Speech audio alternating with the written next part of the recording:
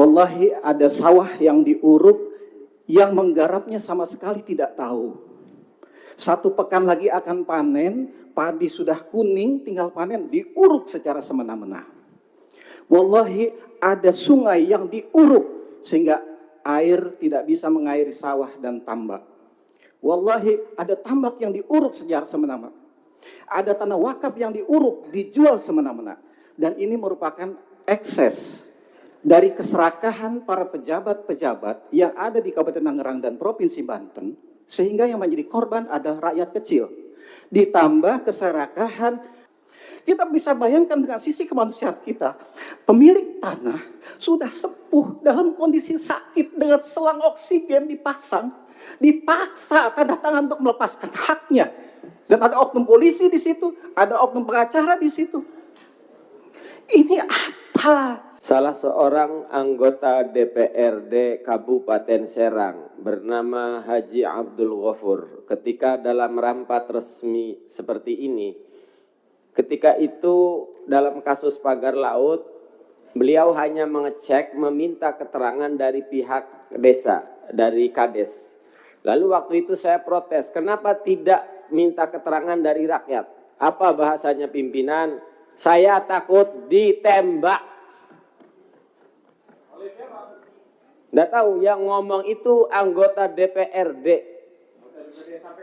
Iya, makanya kita sampaikan. Seorang anggota DPRD di forum resmi, dalam rapat resmi, ngomong ke rakyat bahwa saya tidak bisa menemui rakyat karena takut ditembak.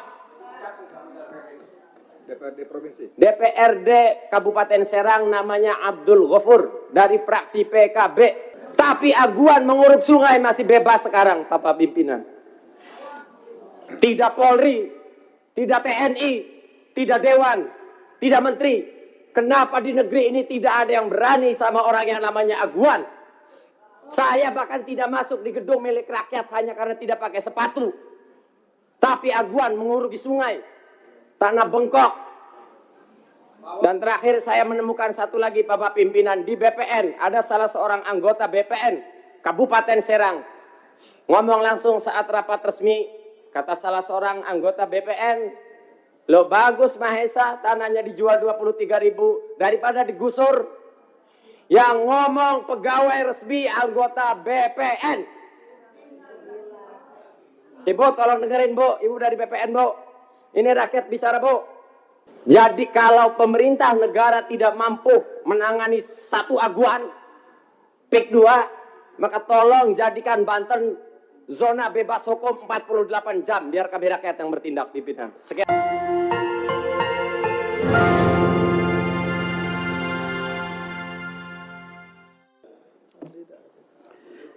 Bismillahirrahmanirrahim. Mohon izin pimpinan dan para anggota Komisi 2 DPR RI. Izin saya Iwan Darmawan, saya tinggal di Kabupaten Tangerang. Jadi lokus ini adalah tempat saya lahir dan dibesarkan, sehingga saya tahu persis apa yang terjadi terkait dengan adanya proyek PSN dan PIK 2. Kami perlu sampaikan bahwa apa yang disampaikan di media-media melalui buzzer-buzzer mereka itu adalah sama sekali bohong besar. Karena kami yang mengalami langsung di tempat. Wallahi ada sawah yang diuruk, yang menggarapnya sama sekali tidak tahu. 1 pekan lagi akan panen, padi sudah kuning, tinggal panen, diuruk secara semena-mena. Wallahi ada sungai yang diuruk sehingga air tidak bisa mengairi sawah dan tambak. Wallahi ada tambak yang diuruk secara semena-mena. Ada tanah wakaf yang diuruk, dijual semena-mena. Dan ini merupakan ekses dari keserakahan para pejabat-pejabat yang ada di Kabupaten Tangerang dan Provinsi Banten, sehingga yang menjadi korban adalah rakyat kecil. Ditambah keserakahan oknum-oknum yang ada di atas. Perlu kami sampaikan bahwa ini terjadi karena adanya prakondisi di mana dibuatlah Perda Kabupaten Tangerang nomor 9 tahun 2020 tentang perubahan atas Perda Kabupaten Tangerang nomor 13 tahun 2011 tentang rencana tata ruang dan wilayah Kabupaten Tangerang tahun 2011 sampai 2031. Apa yang ada di dalam perda tersebut, lahan sawah produktif di utara Kabupaten Tangerang, ini lumbung padinya Kabupaten Tangerang, lahan hijau itu tiba-tiba menjadi lahan kuning. Dan yang menarik, perda tahun 2020 ini perdanya tahun 2020, tapi baru ditandatangani pada tahun 2022. Patut diduga karena memang sedang menunggu logistiknya turun sampai 2 tahun. Jadi itu ditandatangani 2022. Dan kita baru tahu tentang ini Januari 2025 kemarin setelah ramai. Padahal perda ini jelas bertentangan dengan Perda Provinsi Banten nomor 5 tahun 2014. Tentang apa? Tentang perlindungan lahan pertanian pangan berkelanjutan. Loh kok bisa gitu Perda Kabupaten Tangerang dibuat tapi jelas-jelas bertentangan dengan Perda Provinsi. Apalagi kemudian mereka berdalih dengan adanya Perda nomor 1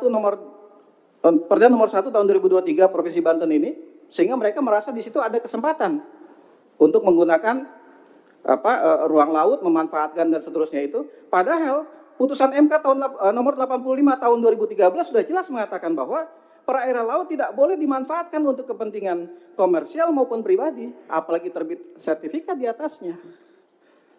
Dan ketika sertifikat yang sudah dinyatakan oleh Menteri ATR BPN Nusron Wahid bahwa di situ ada sertifikat itu, kita semua tahu bahwa sertifikat itu akan terbit ketika BPHTB-nya dibayar. Pertanyaan kami, itu bayarnya ke siapa? Apakah ke oknum pejabat Dispenda pada saat itu? Ke pribadi kah atau memang masuk ke kas kabupaten? Dan jumlahnya fantastis.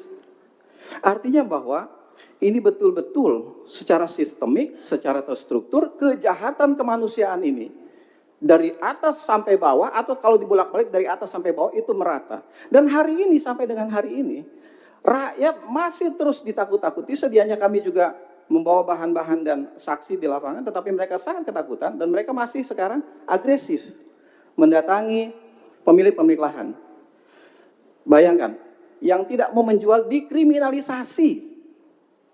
Saksinya ada, buktinya ada, orangnya ada. Dan bukan cuma satu, banyak.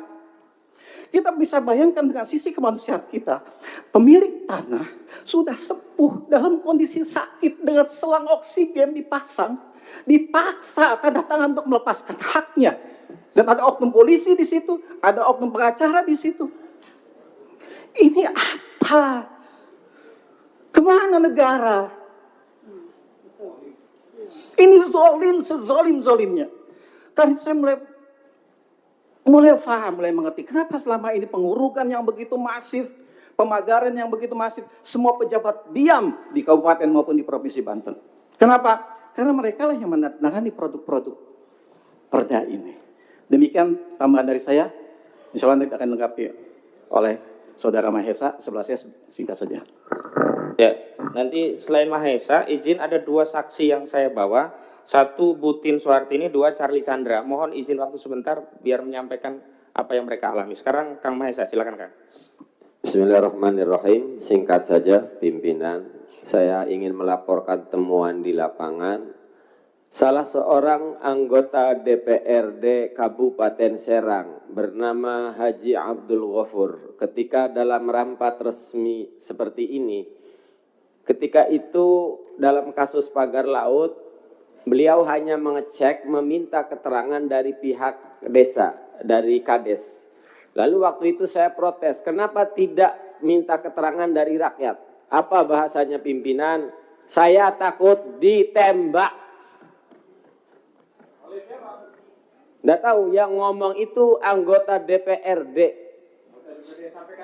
Iya, makanya kita sampaikan. Seorang anggota DPRD di forum resmi, dalam rapat resmi, ngomong ke rakyat bahwa saya tidak bisa menemui rakyat karena takut ditembak. DPRD Provinsi. DPRD Kabupaten Serang namanya Abdul Ghafur dari fraksi PKB. Tuh yang pertama. Berarti ada kekuatan besar ini, kita semua punya keyakinan dan justru malah kadang anggota polisi yang baik malah terjerat dengan seragamnya. Bapak-bapak di sini yang duduk di sini, saya tahu terjerat dengan statusnya. Semua punya kepercayaan dan punya pengetahuan. Tapi justru jabatan menghalangi bapak-bapak di sini untuk bertindak. Kemudian yang kedua, hari ini saya masuk di gedung DPRD ini, tidak bisa masuk karena tidak memakai sepatu. DPR RI mah. Tapi aguan menguruk sungai masih bebas sekarang, Bapak pimpinan. Tidak Polri, tidak TNI, tidak Dewan, tidak Menteri. Kenapa di negeri ini tidak ada yang berani sama orang yang namanya aguan? Saya bahkan tidak masuk di gedung milik rakyat hanya karena tidak pakai sepatu. Tapi aguan mengurugi sungai, tanah bengkok. Dan terakhir saya menemukan satu lagi Bapak pimpinan di BPN. Ada salah seorang anggota BPN Kabupaten Serang. Ngomong langsung saat rapat resmi.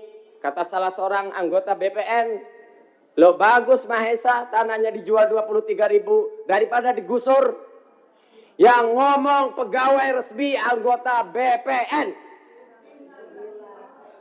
Ibu tolong dengerin Bu. Ibu dari BPN Bu. Ini rakyat bicara Bu. Diem baik itu si ibu itu dari BPN. Staf khusus.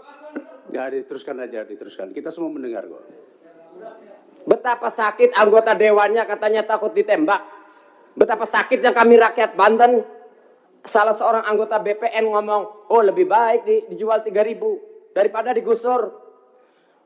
Saya hanya bisa melaporkan itu saja. Sampai suatu ketika, sampai saya ngomong pernah kayak orang ngecaprak pimpinan.